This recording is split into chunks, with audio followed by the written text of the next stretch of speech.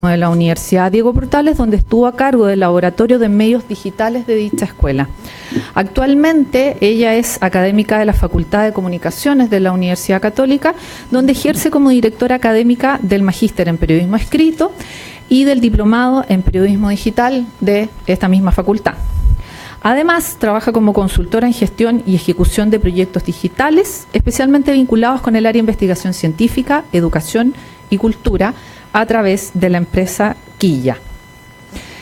Le damos la más cordial bienvenida a Arly a nuestra escuela, a nuestra universidad, quien nos presentará la clase magistral Multiplataformas y Usabilidad, los retos del periodismo digital. Arly, adelante. Gracias. Muchas gracias.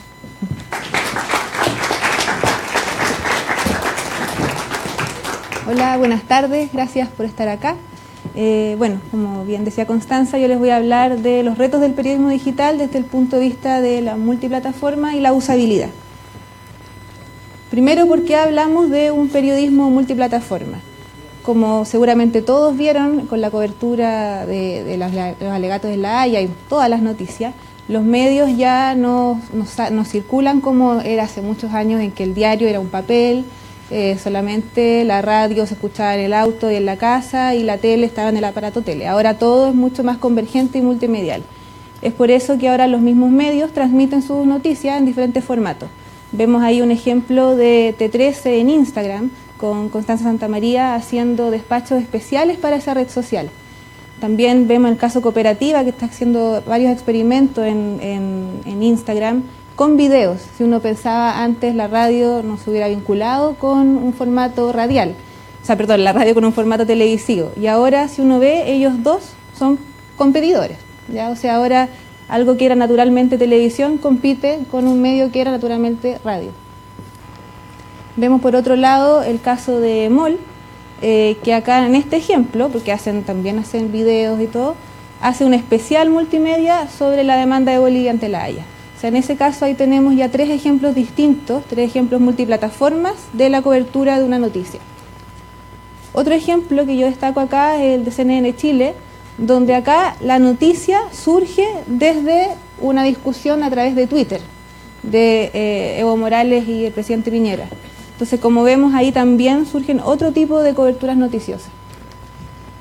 Estas formas nuevas de mostrar los contenidos, este periodismo multiplataforma, se vincula con la característica fundamental del periodismo digital, que es que está centrada en los usuarios. El cómo nosotros informamos se vincula directamente con el cómo se consume la información. Y esa es la gran diferencia, o lo que más se destaca con el periodismo digital, porque usuarios han habido siempre, o sea, los lectores han estado siempre, los televidentes siempre. Pero la gracia de lo que ocurre ahora es que el feedback es inmediato. Entonces, si yo estoy transmitiendo algo en redes sociales, la respuesta es inmediata. Si estoy mostrando algo, no sé, el mismo Facebook Live, la respuesta es inmediata. Antes no era así. Entonces, esta nueva forma de consumo hace que mostremos los contenidos de una manera distinta. Ya por eso el título de la presentación habla de usabilidad desde un punto de vista del usuario. Si yo les pregunto a ustedes cómo se informan, ¿quiénes se informan a través de redes sociales? Muchos. Dentro de las redes sociales, ¿quiénes se informan a través de Facebook? ¿Ya? ¿Twitter? Harto. Se nota que estudian periodismo. Instagram, ¿han usado Instagram para informarse? Les voy a dar un dato entre medio: ocupen Instagram para informarse, porque ahí el esfuerzo de los medios es tal para hacer síntesis noticiosa y atractivas visualmente, que es muy bueno lo que están haciendo. Entonces es muy fácil digerir la información. Entonces, buena recomendación de informarse a través de Instagram. Y alguien se informa directamente en un medio, alguien va directo, por ejemplo, al mismo T13 o a EMOL, latercera.com.cl. Ya. ¿Alguien me podría decir cuándo va directo a un medio y cuándo prefiere una red social? ¿Alguien hace ese análisis o sí? En las redes sociales la información que va entrando es conjunto con otra información de la misma red social, de amigos. Ya. Cuando uno busca una noticia, va directamente al diario a buscar cierta noticia, o la busca desde Google y se mete en las plataformas, a las páginas, digamos, de los medios. O sea, podríamos decir que cuando uno se informa a través de las redes sociales es un consumo más incidental, o sea que es según lo que me va llegando. Y cuando voy directo al medio, busco en Google, es porque yo tengo una cierta necesidad, ¿cierto? Ya, perfecto. ¿Y diarios, revistas se informan en medios impresos? Muy bien. Hay que complementarlo todo, no hay que dejar de lado lo impreso. ¿En qué plataforma consumimos información? ¿Cuántos de acá tienen un celular en el bolsillo, en la mano en este momento? ¿Quién dijo que no? ¿Alguien no levantó la mano? ¿Y en el computador no tiene celular? Ah, ya. ¿En el computador, notebook? ¿Sí? ¿A qué horas se informan cuando es a través de computadores? La noche. ¿Y en el celular? Todo el rato.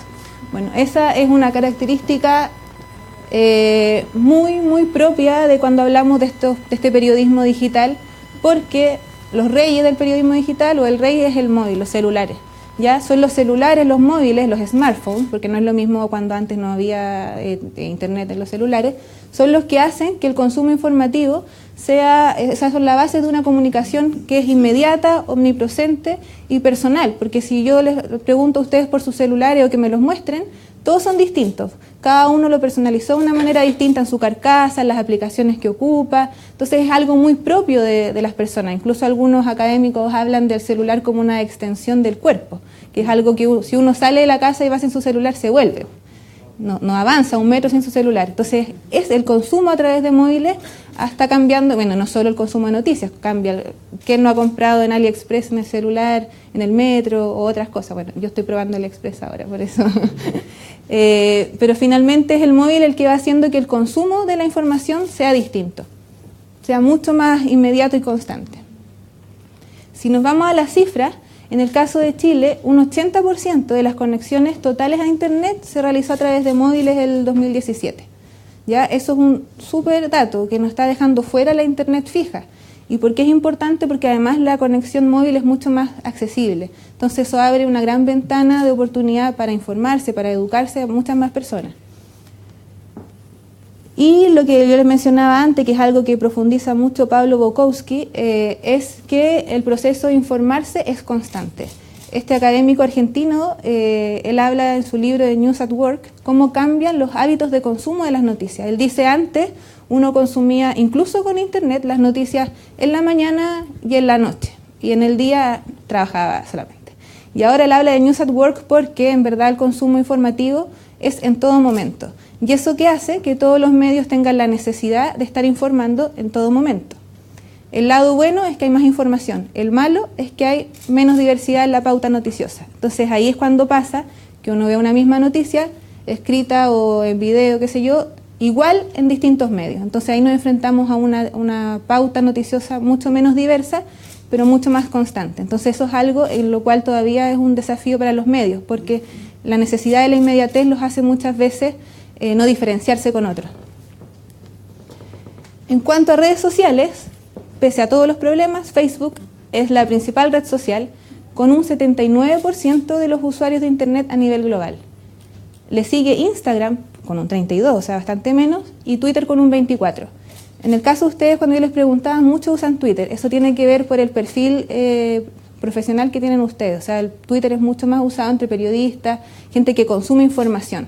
Facebook se relaciona más con comunidad, con amigos. E Instagram con imágenes, ¿ya? Con el compartir algo que a uno le gusta mucho. Después vamos a profundizar un poco más en Instagram. Si queremos más datos aún, el Reuters Institute con la Universidad de Oxford hacen todos los años un reporte sobre el estado digital de todo el mundo, ¿ya? Y también por países. A nivel global hay unos datos bien interesantes. El WhatsApp. Voy a volver a preguntarles, ¿quiénes usan WhatsApp? ¿Y se mandan noticias por WhatsApp? Bueno, WhatsApp está compitiendo fuertemente con Facebook como plataforma de noticias y también está siendo cada vez más usada por los distintos medios para experimentar con otras formas de comunicarse con los usuarios. Ya es común ver en la radio, escuchar en la radio que dicen mándanos tu comentario del, no sé, el tráfico, la Bio, un clásico que mandan información de esto pasó acá, allá. Yo ayer mismo escuchaba en T13, estaban haciendo la pauta del día, dijeron todas las noticias más importantes del día y después cuéntanos por WhatsApp, por Twitter, cuéntanos por Twitter en ese caso, cuáles son las noticias que tú consideras las más relevantes. O sea, ya la pauta no es solo propiedad de los periodistas, sino que también se le consulta a los usuarios qué opinan ellos de qué debería estar en su programa de radio. Acá hay un dato interesante. De los encuestados, solo un 24% piensa que las redes sociales hacen un buen trabajo al separar la realidad de la ficción. O sea, no confían tanto en su información. Y porque según los encuestados, como hay una falta de regla y este tema de los algoritmos que hace que a uno le aparezcan las cosas que más le acomodan o que más le gustan, entonces según los encuestados eso hace que la calidad de la información sea más baja e incluso se llegue a este tema de las noticias falsas, ¿no es cierto? Pero, por otro lado, uno ve que la mayoría finalmente igual, o sea, mucha gente igual lee las noticias a través de redes sociales, entonces no confío, pero igual las leo ahí. Y un porcentaje un poco menor los buscan en el sistema de búsqueda, como decía acá nuestro amigo. Ahora, otro dato súper importante. La mayoría no recuerda el medio original de la noticia. O sea, ¿eso qué quiere decir? Que uno consume información en las redes sociales, consume, comparte, comenta, pero no tiene idea cuál es la fuente de la información. Entonces, ahí hay un problema, hay una necesidad de educación en el uso de redes sociales. Y ahí el llamado es que ustedes, partiendo por casa, como estudiantes de periodismo, siempre verifiquen de dónde es lo que están leyendo, porque es un clásico ver las noticias que circulan por Facebook o incluso por WhatsApp de, no sé, tal yogur que está mal o no lo comen no lo tomen y tú vas a la fuente de la información y era una noticia del 2001. Entonces siempre hay que irse fijando en corroborar cuál es la fuente. Y bueno, los latinoamericanos obtienen noticias a través de los chats y redes sociales más que cualquier otro lugar del mundo. O sea, nuestros usuarios más directos efectivamente están consumiendo las noticias a través de redes sociales. En el caso de Chile, un 76% de los encuestados dijo que usa sus celulares para acceder a las noticias en la semana. O sea, que un poco, si ustedes fueran la muestra, bastante representativa. Y como ven acá, aquí vemos los aparatos usados para las noticias. 74% smartphone, 51% computador, 18% tablet. ¿Verdad? Las tablets no han logrado encontrar su lugar. Y de la fuente de las noticias, un 76% redes sociales. El 93% es lo que incluye redes sociales y las otras formas de informarse online. 80% televisión, siempre la televisión es más alta, prensa 46% y radio 39%. Pero este porcentaje es muy llamativo entendiendo en dónde vamos a consumir nosotros. O sea, y a quién le vamos a informar. También acá otro dato del report de Chile, que parte de los principales medios online en Chile se relacionan con medios impresos. EMOL, LUN, que son del Mercurio, La Tercera.cl, que es la versión online de La Tercera, biobiochile.cl, que es el sitio de Radio de Bio, obviamente. ¿Ya? Y destacan dos medios nativos, El Mostrador y El Ciudadano, que tienen artículos más de opinión y análisis.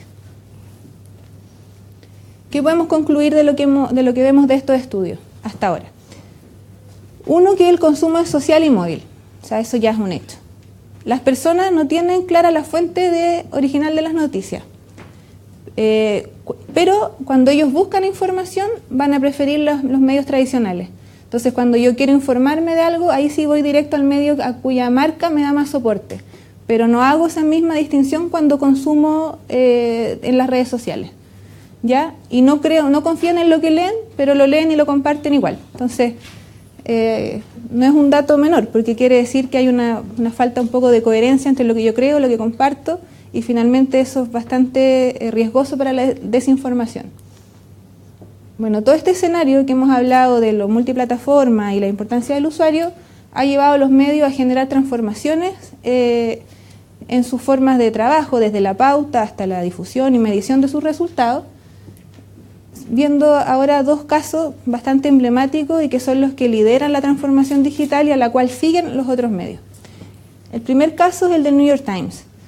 El New York Times destaca porque ellos son los primeros grandes medios que se la jugaron por decir nosotros le vamos a cobrar a la gente que ingresa a nuestro medio online. ¿Ya? Y al principio mucha gente, o sea, como que se cuestionaba mucho, hoy están poniendo una muralla. Entonces, que tú en el fondo podías leer cierta cantidad de artículos y después te cobraban. Eso va a hacer que el medio se caiga. Y el mismo New York Times ha sido bien autocrítico en sus procesos y ha hecho varios documentos que están disponibles online donde ellos analizan la innovación dentro del medio. Entonces, ¿por qué ellos decidieron innovar en este tema digital? Porque ellos se dieron cuenta que no estaban respondiendo a las necesidades de la audiencia, que no estaban respondiendo a la inmediatez y a la urgencia que tenían de informar a través de los medios digitales, y al mismo tiempo que ellos tenían que seguir siendo el New York Times y no dejar de lado la calidad periodística, que es la que destaca el medio. O sea, ellos competían con un BuzzFeed, por ejemplo, que claro, puede tener formatos más atractivos, pero la calidad de la información no es comparable con la del New York Times. De hecho, hay un documental que se llama Page One del New York Times, que si no lo han visto les recomiendo verlo, que es bien entretenido porque ahí hay un periodista clásico del New York Times que se enfrenta en una discusión con un editor, no me acuerdo si del Huffington Post o de BuzzFeed. Entonces, él habla de cómo el New York Times se está quedando atrás, fuera, que no innovan, y el periodista del New York Times, bien seguro de sí mismo, agarra un papel y le dice: estas son todas las noticias de tu medio, pero si yo de acá saco todas las que tú sacaste del New York Times, la página te queda vacía. Y saca los papeles. Y efectivamente es así. O sea, muchas veces se habla de la innovación en los formatos, en tener algo súper multimedia, rápido, y se olvidan de la calidad. El New York Times, al contrario a eso, le va bien con las suscripciones pagadas. O sea, ellos logran tener utilidades a través de sus usuarios. Ellos están dando cuenta que los usuarios son los que dan más que los avisos. Y la gracia es que ellos tienen muy claro que son un periodismo de calidad. Hay un periodista que ha escrito varios libros sobre periodismo en el mundo, y específicamente se ha dedicado harto a investigar el New York Times. Se llama Ismael Nafría, y él tiene un libro que es La reinvención del New York Times, y habla de 10 conclusiones y lecciones de la reinvención digital del New York Times. Yo creo que aquí están esto es clave para todos los medios. O sea, uno, pensar en la calidad, ¿ya?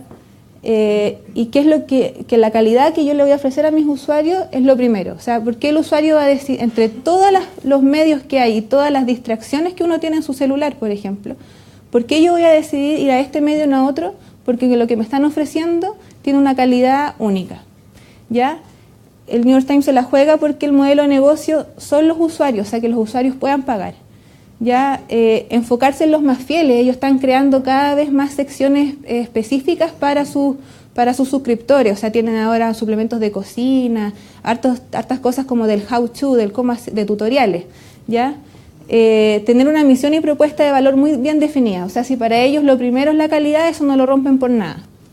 ¿Ya? Equipos adaptados a la era digital y móvil. Eso, si uno ve en sus documentales y sus documentos, es lo que más les ha costado, porque en el fondo es decirle a los periodistas, muchos que tal vez llevan ya varios años trabajando en el medio, lo que nosotros ahora necesitamos es móvil, es social, son blogs, es contestarle a los usuarios. Y eso es súper fuerte para quienes no empezaron a reportear de esta manera.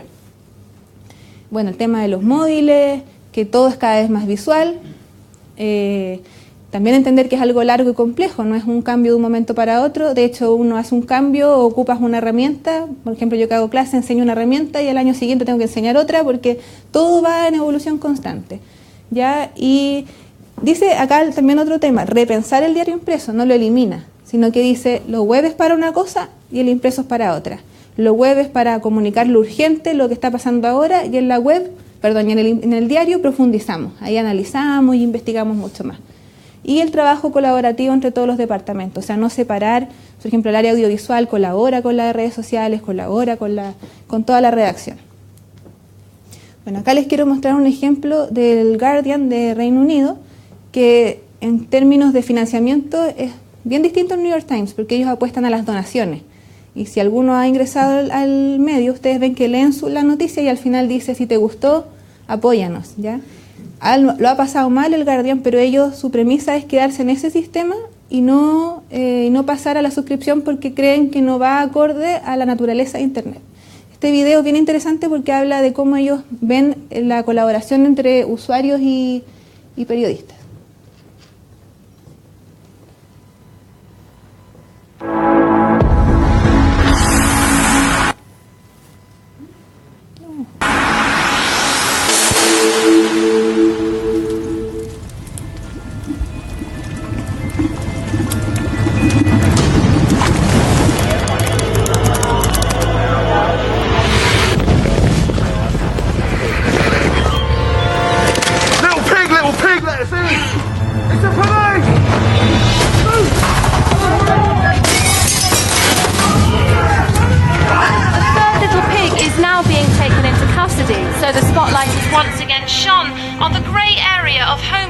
right to protect their properties. This isn't right. The three little pigs are the victims. Blew down 2 houses. You got what you deserve. But the pigs went too far. You've got every right to defend your property. Pénétrer chez quelqu'un.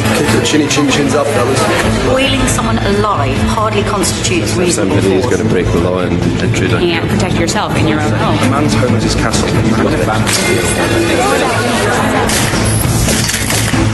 Someone tried to blow my house down, I'd do the same. I knew the wolf. There's no way he could have blown down those houses. He had asthma. The wolf had asthma. So what's the truth about the pigs' houses being blown down? Inside job. There's no reason why those 2 houses, one made from straw, the other from wood, should have collapsed. Not even a healthy wolf's huff and puff could bring them down. The 3 little pigs have confessed to conspiring to commit insurance fraud, framing the wolf in an attempt to cover their tracks. Their motive was financial, as they struggled to keep up with their mortgage repayments. I can empathise with I'm behind on my payments too. How could this have happened? I've lost everything.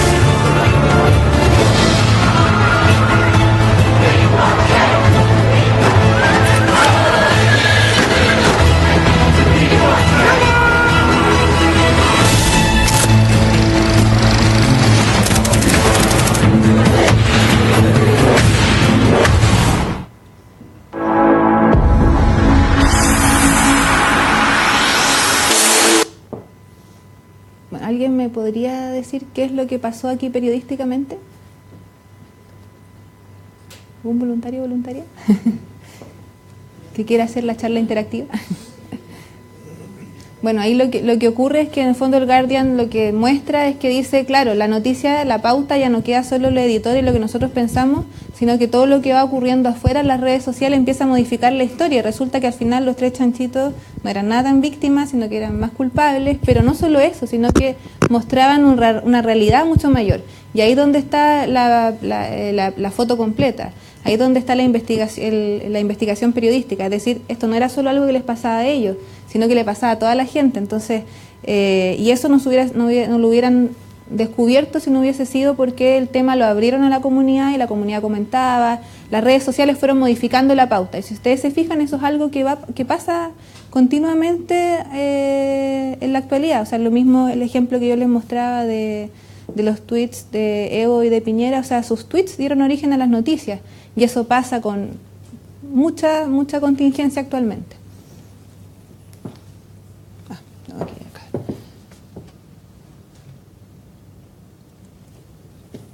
Bueno, esta transformación digital, estas nuevas formas de generar información por cómo consumimos, nos llega a hablar de las narraciones periodísticas flexibles. Eso quiere decir que son tipos de narraciones que ya no son algo estructurado y definitivo, sino que van variando a medida que se van viendo las formas más eficientes de consumo de información. Un muy buen ejemplo en innovación en cuanto a cómo se informa es Pictoline, que es un medio mexicano, que seguramente lo han visto circular por las redes sociales. ¿Cuál es la gracia de esto? Es que ellos son capaces de contar una noticia en una imagen, usando dibujos, usando cómics y resumiendo el texto. Este tipo de nota también, si ustedes se fijan, calza mucho con el estilo de imágenes que uno comparte en Instagram. O sea, es realmente algo social, ¿ya? No es lo mismo leer las categorías que nunca entiendes de los Oscars explicadas en un texto hacia abajo largo que de esta manera. Y esto, ¿cuál es la gracia? Lo leo rápido y lo comparto. Es súper compartible. Otros ejemplos, bueno, acá es otro video, que es lo que hace Al Jazeera Plus. ¿Ya? Ellos tienen, Al Jazeera como medio de comunicación tiene distintas áreas y una de ellas es Al Jazeera Plus, en que se dedican a hacer videos que lo llamamos como virales informativos, que son videos de consumo rápido, con mucho énfasis en los textos, muy sociales. Miren acá este.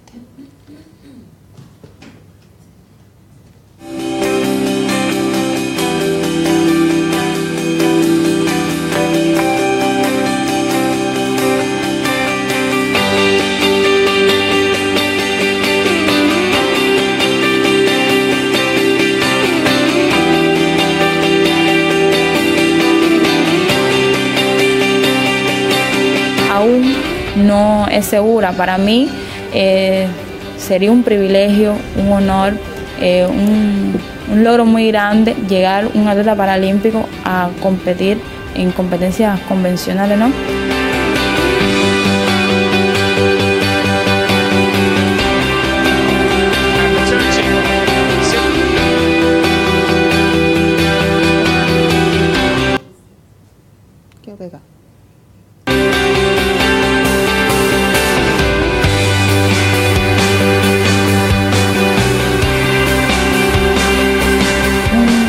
Es un compromiso muy grande que tengo para llegar en muy buenas condiciones a Río de Janeiro y poder seguir haciendo buenos resultados, ¿no?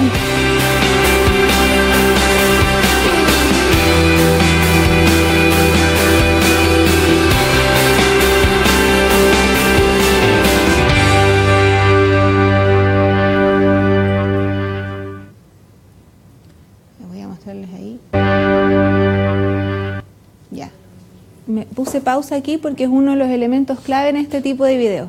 ¿Cuál es el llamado? Comparte. O sea, acá la información se valida, entre comillas, en cuanto es compartida. Ya, ahí si ustedes se fijan, y después pueden revisar varios videos de Al Jazeera Plus, tiene 3 elementos clave. Uno son las imágenes que eligen, que en este caso son cuñas, en otros casos no entrevistan a nadie, sino que son solo imágenes de apoyo, muy genéricas, pero bien hechas. Texto. Si ustedes se fijan, tenía textos blancos y lo destacado en negro o amarillo, o sea, destacan información sobre la otra. Y esto, el llamado a compartir, ¿ya? Esto es periodismo digital, móvil, social. O sea, la información no queda en lo que tú ves, sino que en cuanto tú la compartes. Bueno, y acá tenemos otras 2 formas bien propias de ahora, que bueno, la de arriba es la de Twitter, que también ya se les había mencionado. Y abajo el formato listas, que es como el formato BuzzFeed, de las 5 formas, de los 10, no sé qué, pero eso también se puede llevar a noticias informativas más duras, como en este caso 7 factores decisivos que convirtieron a Vladimir Putin en el hombre más poderoso de Rusia. ¿Ya? Ese es un formato de lectura rápida y comprensible. Entonces, también. Dentro de los nuevos formatos que surgen, y es uno de los formatos que está creciendo más y que la gente que estudia de la evolución digital tiene más presente, son los podcasts. Ya los podcasts entendidos como formatos cortos y como formatos largos. Les pongo acá el caso de Radio Ambulante, que es un proyecto peruano que ahora es parte de la NPR en Estados Unidos, en que ellos cuentan historias en formato radial con personajes o van intercalando locutores, pero ellos cuentan un reportaje en el fondo de investigación en formato podcast y les ha ido súper bien. Y eso lo complementan con transcripciones, o sea, tú también puedes ir leyendo lo que ellos van contando o decidir de una leer nomás y no escuchar, pero también son bien exitosos. Asimismo hay series de podcast del área científica, neurociencia, es algo que está muy creciendo rápidamente. Y las mismas también, los medios chilenos también están haciendo cada vez más temas en podcast, o sea, lo mismo que uno escucha en la radio, después queda almacenado como podcast. También hay por ahí un experimento de la revista El Sábado de transformar sus reportajes en podcast, o sea, también es algo que va creciendo.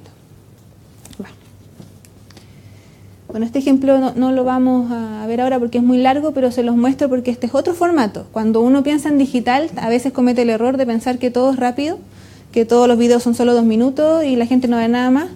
Efectivamente hay una mayor tendencia hacia irse al consumo más rápido, pero si volvemos a la premisa del New York Times de la calidad, si yo tengo un producto bueno, sí lo voy a ver más tiempo. Entonces, el caso de Vice News, ellos son muy buenos en términos de periodismo digital y de reportaje.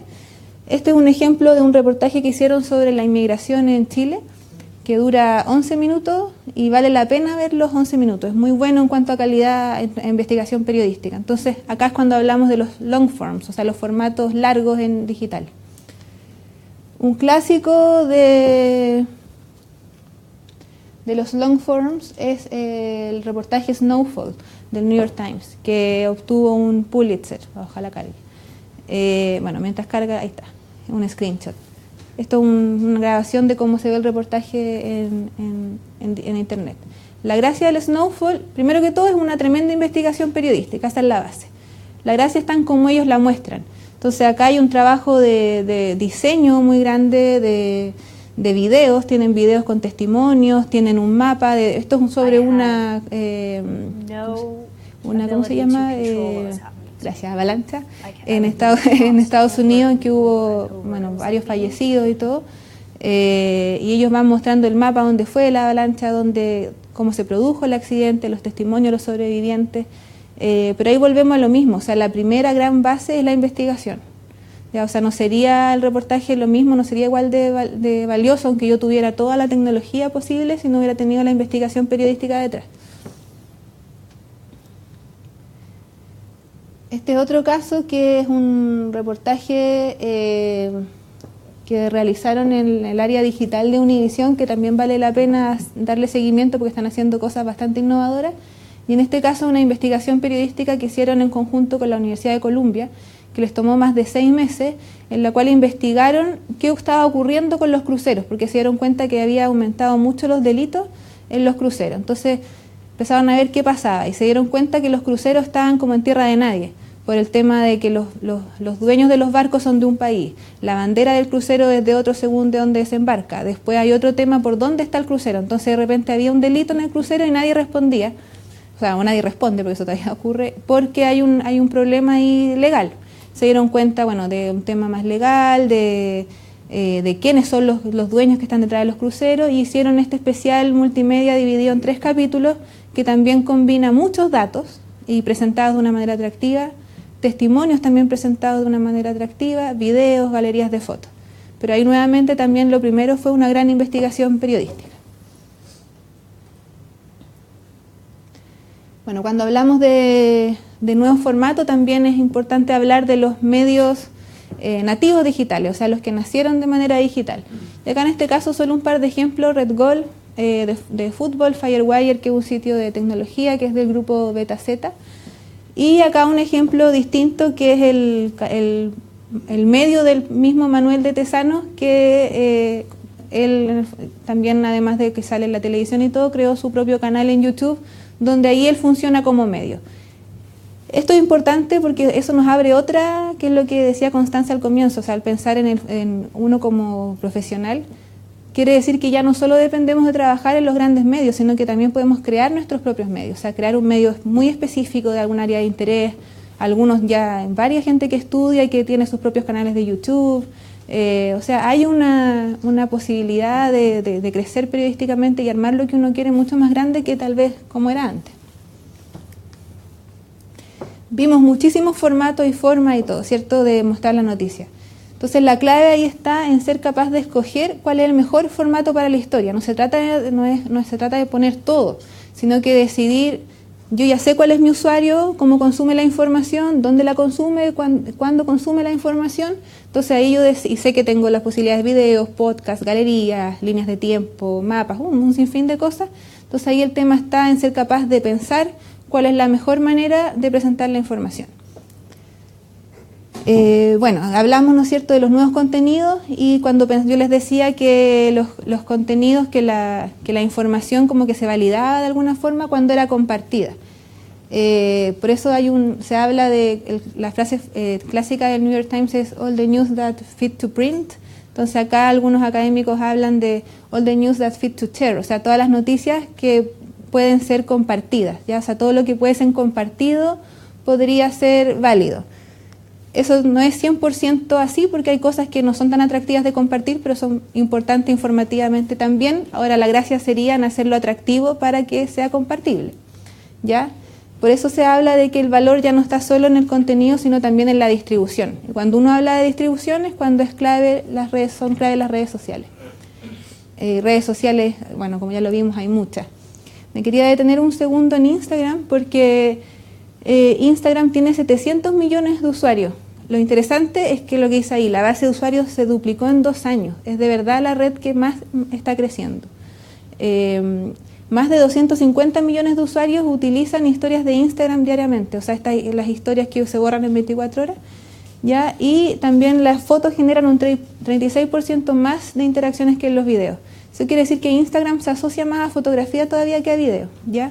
Pero esta es la red, como que si uno piensa en dónde hay que poner los puntos ahora, es Instagram. Además que tiene muchas marcas presentes, entonces también eso es muy útil para pensando en avisaje, etc. Acá un ejemplo de uso de Instagram. En este caso es el World Economic Forum, que es el Foro Económico Mundial, que ahora muestra sus estudios en Instagram.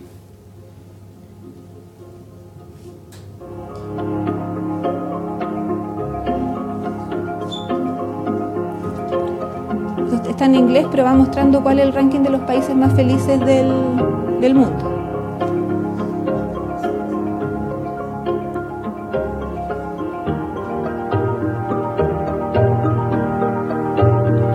Finlandia es el país más feliz. Ahí también decía like, comment, share, o sea, hazle me gusta, comenta y comparte. Este ejemplo me gusta mostrarlo porque si uno piensa en el World Economic Forum, Foro Económico Mundial, es algo súper rígido. Yo antes trabajaba como periodista económica y me tocaba leer harto esto y uno leía informes eternos.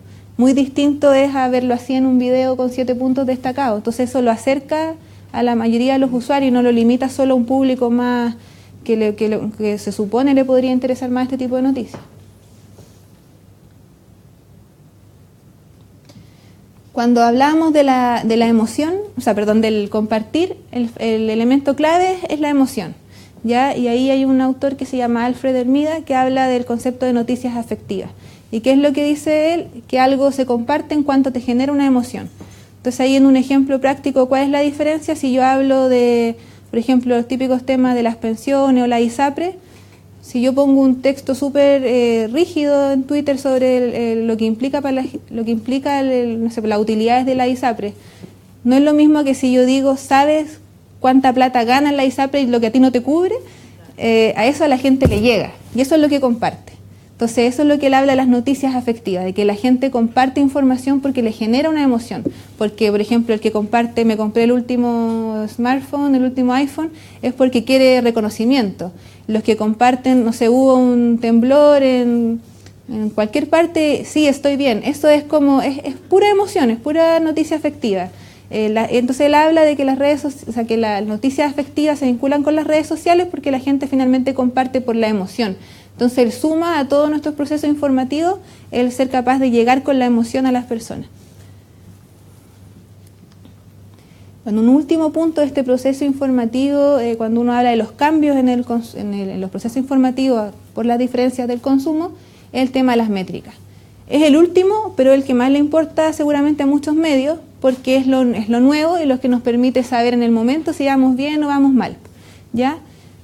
Acá estas son algunas herramientas que se usan para medir, para dar seguimiento y medir los impactos en Internet, en redes sociales, en medios digitales. Google Analytics es el propio de Google.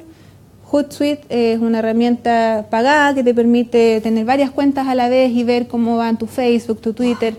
El mismo Twitter tiene sus insights, sus estadísticas. TweetDeck es para hacer seguimiento. Lo recomiendo mucho para los que tengan que hacer seguimientos de pautas en la universidad, por ejemplo. Se pueden armar sus TweetDeck siguiendo a gente con distintas listas, entonces ahí ustedes empiezan a saber de qué se está hablando en el momento. Y Facebook también, en las páginas de Facebook, tiene sus propias estadísticas. ¿Qué es lo que nos permite conocer la información de estas herramientas? Conocer al usuario, que es lo que hablábamos al comienzo. Conocer al usuario, responder, reaccionar, continuar o modificar lo que estamos haciendo. Yo creé un medio de comunicación de fútbol pensando en que lo iban a visitar, no sé, hombres entre 18 y 25 años de Santiago. Y veo mi analytics y veo que en realidad lo visitan hombres, pero entre 40 y 45 y no eran nada de Santiago, eran de, no sé, de Viña. Entonces, algo está pasando ahí. Entonces yo puedo decir, ¿será que tengo que ampliar mi espectro informativo también a Viña? ¿Será que en realidad mejor me voy y hago el medio en Viña? ¿O algo estoy haciendo mal porque la gente que era mi grupo de usuarios no lo está viendo? Entonces yo puedo reaccionar. O puedo ver que está todo súper bien y seguir con la estrategia, ¿ya? La gracia es que eso es inmediato, no es algo que tengamos que esperar meses para conocer. Con todo lo que hemos hablado surgen los retos, ¿no es cierto? Que era parte del título de la presentación. Podríamos resumir en estos retos y seguramente muchos más, pero es lo que yo resumo acá. Uno es comprender el escenario actual, que es digital, es interactivo, o sea, están los usuarios y es móvil, o sea, no hay duda. Hay que tener como centro al usuario. El usuario, en cómo consume la información, va cambiando. Y eso, como veíamos, nos va marcando una diferencia en cómo nosotros informamos y queremos llegar a ellos. Acá lo que más me gusta a mí, que el periodismo de calidad es fundamental. O sea, cambie lo que cambie, el periodismo tiene que ser de calidad.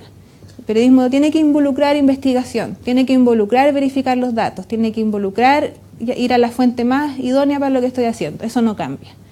Tiene que involucrar llamar a las fuentes o ir a verlas y pararse afuera de su casa para que nos respondan, no solo mandar un mail y un tweet y esperar a que contesten. Bueno, ya lo dije, verificar. Tiene que ver con verificar también cuando nosotros en el día a día, desde ahora, empezamos a retuitear sin leer, parar ahí y decir, ¿qué voy a mandar?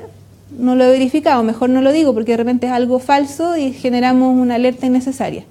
Y por eso mismo siempre utilizar las herramientas tecnológicas en beneficio del periodismo, o sea, no olvidar que es periodismo. Y bueno, como recordatorio, como algunos tips, pensar multimedia desde la pauta a la información. O sea, yo voy a salir a hacer un reportaje, el momento de cómo me lo imagino de manera multimedia no es cuando ya llegué a la casa o a la redacción y lo tengo que armar, es antes. Yo pienso mi pauta y digo, ya, esta es mi tesis, mi fuente, me imagino que va por acá, los datos los voy a sacar de aquí, de allá, y si mi reportaje va a ser digital, en ese momento yo digo, ya, a ver, entonces este testimonio que voy a tener podría hacerlo más audiovisual, o tal vez un podcast porque la voz de la persona es súper característica y la imagen que voy a tener no es tan buena, o podría decir voy a sacar una foto y lo voy a complementar con una cuña, voy a usar un mapa, todo eso yo lo pienso antes, porque de esa manera yo puedo conseguir los distintos productos que necesito para armar mi nota después. Lo mismo, recordar que el consumo de noticias es social y móvil. Poner la calidad de la información como primer objetivo, o sea, siempre pensar en las fuentes de calidad, verificar, etcétera. Lo que hablábamos antes, usar las métricas para reaccionar, y esto que también se vincula con lo que decía Constanza al comienzo, que es entender al periodismo digital como una oportunidad de ejercicio de la profesión, y en eso está el cambio que uno tendría que hacer desde ahora.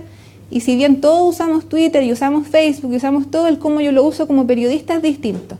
Y eso es lo que finalmente marca la diferencia y hace que se necesiten los periodistas. Y que no valga la información que cualquiera sube en alguna plataforma. Eso. Así que ahí cerramos.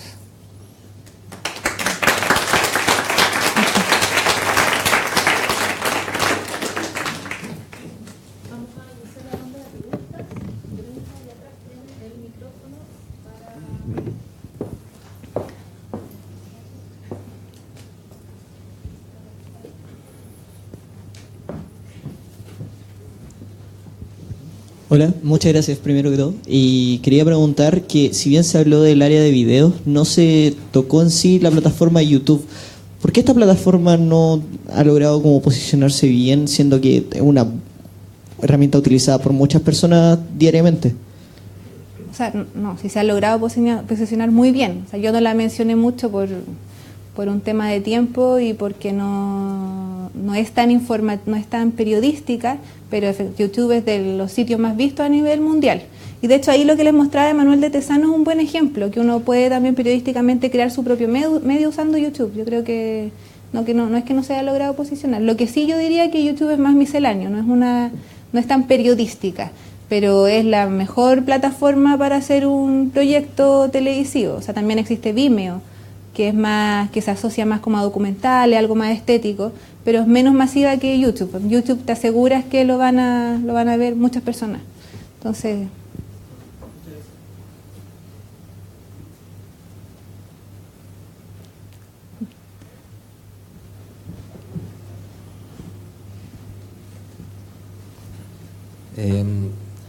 si bien hablaste de la información en las plataformas, principalmente en las redes sociales, y hablaste de los retos que hay que superar, yo creo que faltó algo muy importante, que es la cantidad de ruido y la shitstorm que se le conoce a lo que está en las redes sociales. Claro, confirmando la fuente de la información se puede sortear de alguna manera, pero ¿cómo haces que esta shitstorm no ensucie tu información desde el medio hacia el consumidor, digamos? O sea, ahí ¿Te refieres como, por ejemplo, a los comentarios cuando...? Claro, el hecho de que se banalice la noticia o que se vaya tergiversando de mano en mano. Sí, bueno, eso es un hecho. Lo que hacen cada vez más medios es filtrar y tratar de regular un poco más, por ejemplo, no sé, pues en el caso de algunos medios que tienen muchos comentaristas que se pelean entre ellos, tratan de regular. Pero es parte del que sea todo abierto. Ahora, si tú ves, hay algunas notas que han salido últimamente del fundador de Twitter, que son bien buenas porque él habla del ocaso de Internet y él habla como... que es un poco lo que le está pasando a Mark Zuckerberg ahora con lo de Facebook, que ellos cuando armaron todo esto, en el caso del que habla de Twitter específicamente, él dice, yo nunca me imaginé que lo que nosotros creamos iba a ser una plataforma en que iba a haber tanto odio, tantas noticias falsas. Entonces, claro, es como el momento en que se está planteando, yo creo que desde la tecnología y desde los medios, ¿cómo lo hacemos? Porque queremos que esto todo sea abierto, que todos participen, pero al mismo tiempo esa participación tiene riesgo y no la puedes evitar porque es parte de la naturaleza de la interactividad de los medios digitales. Entonces yo creo que una parte es lo que hacen los medios de tratar de filtrar, por ejemplo, todos, si tú te fijas, tienen comentarios con autentificación, o sea, que tú digas quién eres para evitar tanto spam. Pero igual, si uno ve, también ha salido en los medios, cada vez hay más bots tuiteando, que cero control sobre lo que dicen. Entonces ahí donde yo creo que el granito de arena mínimo que sea que uno pueda hacer es al menos uno verificar lo que hace, fijarse mucho en lo que... uno actuar como periodista profesional y desde su medio ser muy rígido en lo que hace y no caer en retuitear o en compartir en Facebook lo que no tienes claridad, porque ahí los daños son muy irreversibles. O sea, da para una clase completa más, pero de hecho los rumores se demoran muchísimo menos en divulgarse que la aclaración.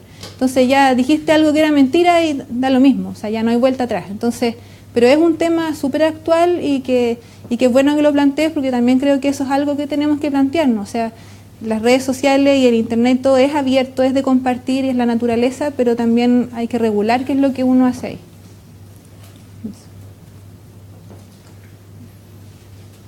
Aldi, yo, bueno, me parece súper relevante, sobre todo en una charla donde hay tantos estudiantes de periodismo, destacar y dar una validez total al hecho de que tenemos una responsabilidad muy potente en términos de ser periodista, en buscar la verdad, buscar la verificación de las fuentes, incluso en medios como este, que pueden significar a lo mejor desde una mirada súper simple, que puede ser mucho más banal el desarrollar ahí la propia carrera en esta estructura que hay con que los medios tradicionales son más potentes.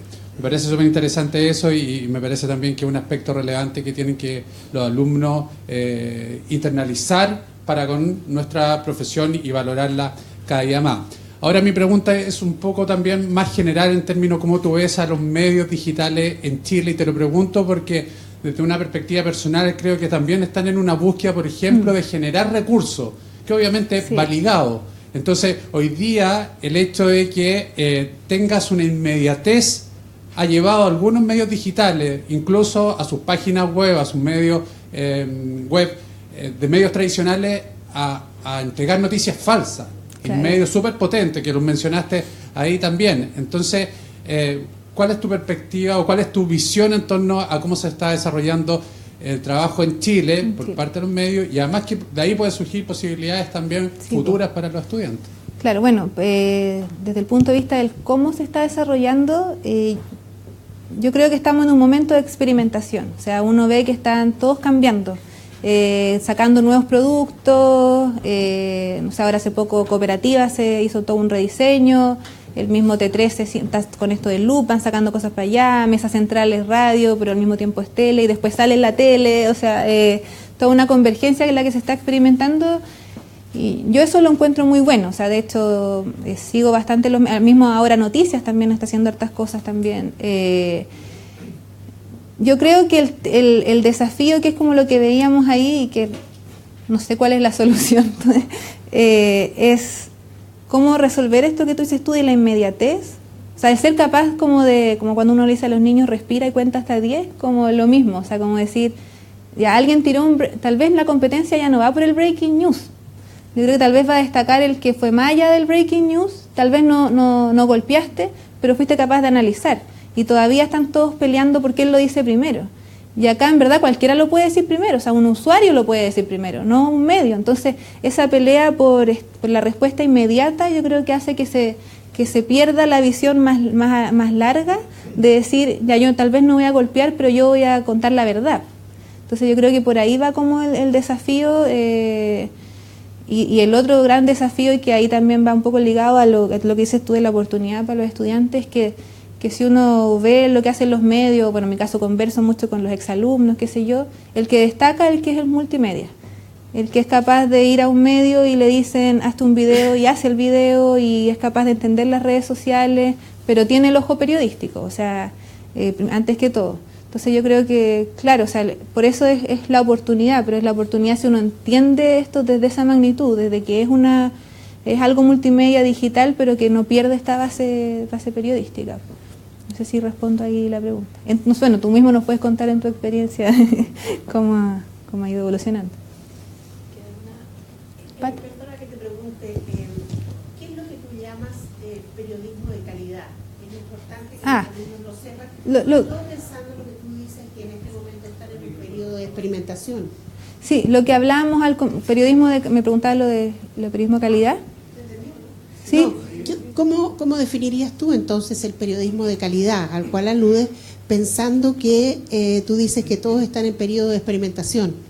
El periodismo de siempre, el que no olvida lo relevante, lo original, que hay un contexto, que hay fuentes idóneas, que hay un contexto que informar, el de siempre. Si esa es como cuando uno habla del periodismo de investigación, y todo el periodismo tiene investigación. O sea, todo el periodismo es investigación. O sea, un periodismo de calidad es investigación, es verificar las fuentes. Si acá lo que le agregamos es el pensar multimedia. O sea, yo tengo la base periodística de siempre, pero le sumo cómo me imagino esta historia atractiva de manera multimedia digital, que también, por lo que decía Cristian, por un tema de recursos, no es tan fácil de hacer. O sea, yo les muestro el caso del Snowfall o el de Univision, pero son 6 meses de trabajo, o sea, no es que ellos hagan un Snowfall todos los días. Y esto es el New York Times, además. Entonces, claro, ahí hay un tema. O sea, uno ve grandes medios de investigación chilenos, pero que no destacan en lo multimedia, porque ellos prefieren invertir en investigación y no en la parte digital. Entonces, el ideal de los ideales es el complemento, pero es algo muy difícil, sobre todo porque todavía está la discusión de cómo se financia esto. O sea, todavía el periodismo digital no logra encontrar el cómo se financia. Claro, el New York Times le resulta con la suscripción, pero volvemos a lo mismo, el New York Times, y están con esto desde el 2000, creo que el 2003 comenzaron con la suscripción, o sea, y han pasado por un montón de procesos internos. Entonces yo creo que todavía en Chile estamos comenzando, pero lo bueno es que se está experimentando, pues. O sea, y lo que a mí me gusta es que, me gusta mucho analizarlo, el tema de que de verdad ya la competencia entre medios no es la de antes. O sea, todos compiten, bueno, ahí no puedes confirmar, pero todos compiten entre todos. O sea, T13 no mira solo a 24 horas, mira lo que hace BioBio. EMOL compite mucho con BioBio, por ejemplo. Entonces ahí uno va viendo cómo cambia este escenario, pero el periodismo es el periodismo de siempre. O sea, la calidad de la información, el tener claro que yo soy periodista porque le ofrezco un servicio a la ciudadanía de informarlo, a eso me refiero con la calidad.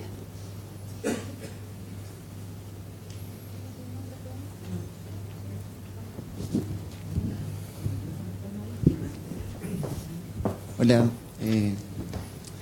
quería preguntarle, quizás no sé si me escapa un poquito del tema, acerca de la concentración de los medios, porque por ejemplo, usted mencionaba que el 80% de los sitios web que se visitan en internet son a la vez los mismos que son impresos. Por lo tanto, de una u otra forma siguen marcando la pauta los mismos medios de concentración, o sea, los mismos medios, perdón, los tradicionales. Esto del periodismo digital permite la creación de medios más autónomos, independientes, pero aún así no tienen la exposición mediática a través de la televisión, que de una u otra forma sigue siendo el gran recurso cultural de Chile.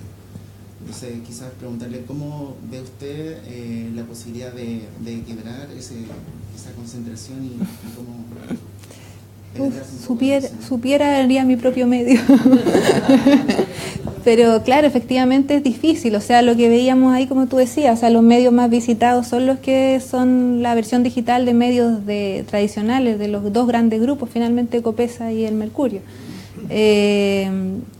Yo creo que no es fácil quebrar el dominio de los grandes medios, como tampoco es llegar y quebrar el dominio de los grandes supermercados, de la farmacia, o sea, el tema de la concentración es una realidad.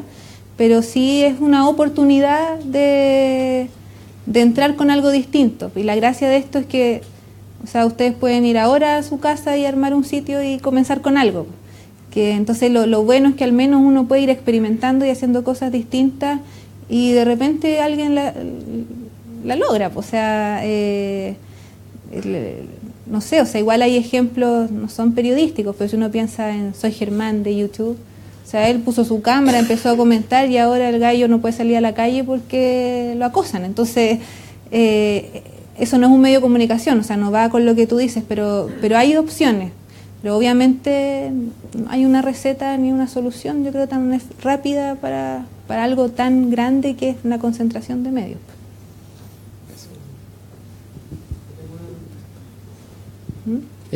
Si entendí bien, dos factores muy importantes en el tema del periodismo digital es la inmediatez y la calidad, ¿cierto?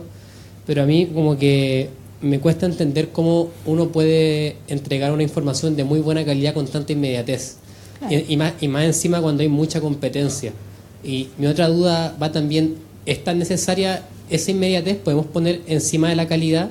¿Podemos poner la calidad encima de la inmediatez? Sí. ¿Sí?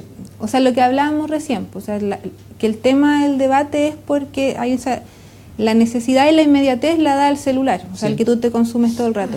Pero eso no debería ser lo que guíe tu actuar periodístico. O sea, lo primero debería ser la calidad y después la inmediatez. Pero ese es el desafío, el cómo yo respondo a lo que están viendo en el minuto a minuto con algo de calidad. Entonces, ahí donde los medios tienen que lograr una organización hacia atrás tan potente de ser capaces de responder con inmediatez sin faltar a la calidad. Pero es muy difícil, por eso está el tema que yo les decía recién, de repente yo no compito por el breaking, por la inmediatez y compito por el análisis. Entonces, que yo, en mi opinión ya más personal, pienso que es más valioso. Es que, por ejemplo, nosotros tenemos que ver al usuario y al usuario tiene que busca la inmediatez, entonces, más que nada sería un tema que tiene que cambiar el usuario para arreglar eso. No necesariamente, yo creo que es explicarle al usuario lo que tú le estás dando.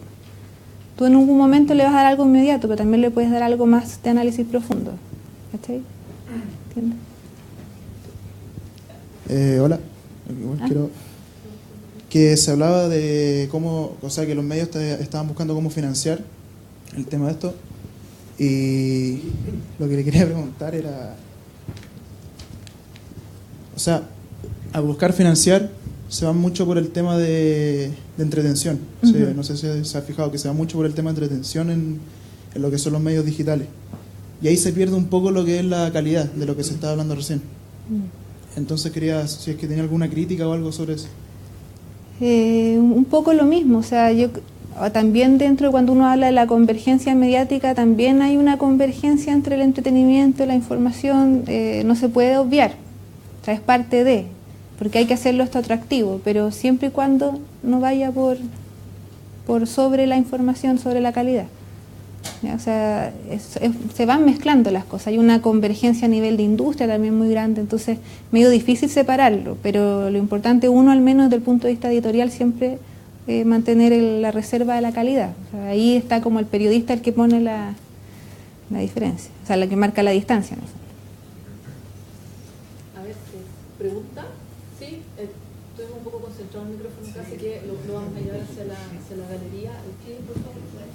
Una mano para cerrar con las preguntas.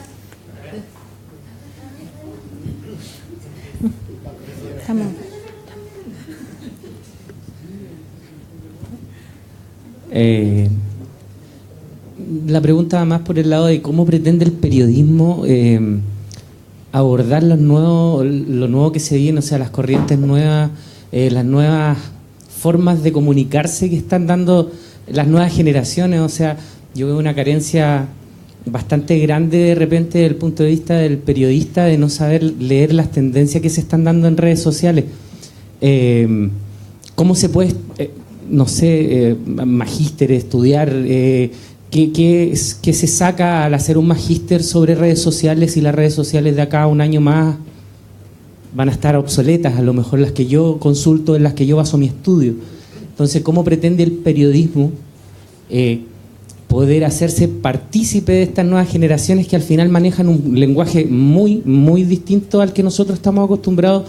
Es como de repente lo que yo veo en la política, muy duopólico, muy de pocas concentraciones, y resulta que lo que va es digregar de una forma que pocas veces se había visto antes. Ya. Así es que entiendo bien hacia dónde va la pregunta. Yo creo que la mejor forma de ir respondiendo a las nuevas tendencias, bueno, además de lo que les mostré, siempre estarse actualizando y entender más allá de la tecnología, porque como tú bien dices, o sea, la red social de ahora puede cambiar, aunque en realidad no han cambiado mucho en los últimos años, pero se van sumando muchas nuevas. Uno tiene que entender lo que ocurre más allá de la herramienta, que eso es algo que pasa mucho también en cómo comprendemos el periodismo digital. O sea, el periodismo digital no es Facebook, es lo que yo subo a Facebook, es el cómo yo me comunico a través de Facebook. El periodismo digital no es la internet, el periodismo digital es los contenidos que yo hago. Entonces, por lo tanto, se trata de, cuando uno estudia, efectivamente la idea es estudiar cuáles son las implicancias sociales de la comunicación digital, por qué la gente se comunica de una forma u otra, como tú dices, cómo se comunican las generaciones. O sea, ahora hablábamos de los móviles, que son los que van cambiando todo esto. Hace, no sé, 10 años los móviles no eran para tanto. Entonces, o sea, cuando yo estudié periodismo lo estudié de otra manera. Cuando me pasaban tecnologías o el cómo me enfrentaba a una cámara era otro tipo de stand-up. O sea, el mismo ramo de televisión era distinto, el lenguaje audiovisual ahora es otro. Entonces, igual todo va evolucionando y se va aprendiendo de manera distinta, pero yo creo que la clave es estar siempre mirando las tendencias que hay y actualizándose, probar, experimentar nuevas herramientas, ver cómo se relaciona la gente. Si tú quieres hacer un medio para usuarios más millennials, por ejemplo, tienes que saber cómo ellos se comunican. Pero ahí yo creo que es algo más propio de cada uno, más que lo que uno decida estudiar. Claro, pero y las carreras también todas han ido cambiando en base a esto mismo, que es un desafío para las universidades.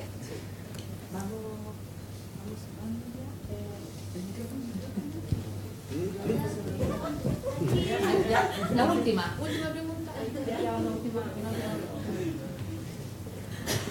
Gracias. Buenas tardes. Quería hacerle la pregunta. Quería saber su opinión sobre la agenda setting, si varía mucho entre los medios tradicionales y los medios digitales hoy, o solamente evolucionan, no sé, jerarquizando sus temas de acuerdo a los usuarios, algo así. Sí, entiendo.